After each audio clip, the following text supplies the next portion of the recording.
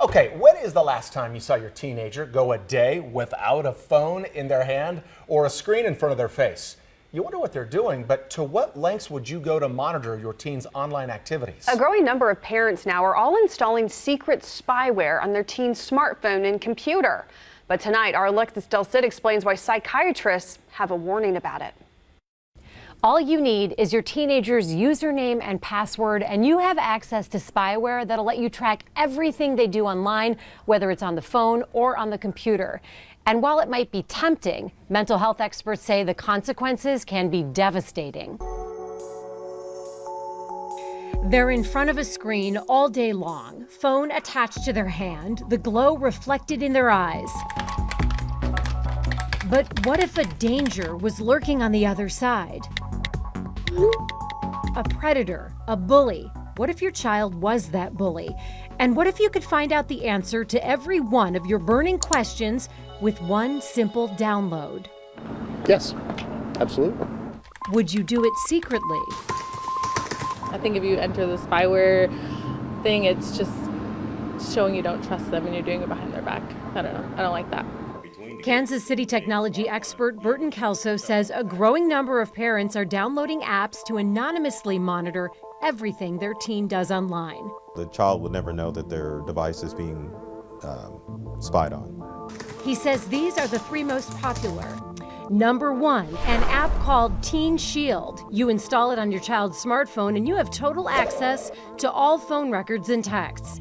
Number 2, You Know Kids. This one does that as well, and it monitors all social media accounts, and it scans the internet and alerts you if your child creates any new social media profiles under different names. And finally, Teen Safe.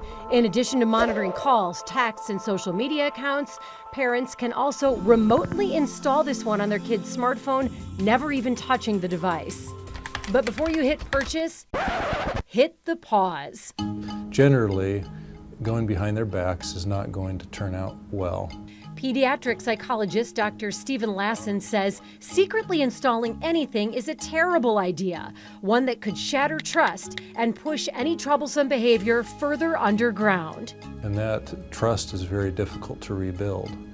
So how do we keep our kids safe when we're living in the middle of a generational chasm? I think the divide is difficult. Children who don't know life without technology. They have been manipulating laptops and iPads before they could walk. And many of us still trying to learn the basics. Here's what Dr. Lassen recommends. Go ahead and install those apps. But tell your teen or child you've installed them and that you will be doing periodic spot checks of their devices. Lassen says the idea is to change their behavior, not catch them at something. We know that kids' online behavior improves when they know they're being monitored periodically. And most but not all caregivers we spoke with say that's an idea they like. I would rather have like an open, trusting relationship with them where I know passwords and things like that, of course, but I just check it frequently and that kind of thing, but know that I can trust them. With my nieces, only the children I know, I would tell them. I would probably install it in secret. Even though they're using the device, it's still my tablet. So in the end, you make the rules. But here's something that might make you uncomfortable no matter what side you're on. The tech expert we spoke with says there's no way to keep an adult from using these apps to track you, which is why it's so important that we never share our passwords and change our passwords on a regular basis. Alexis Del Cid, KCTV5.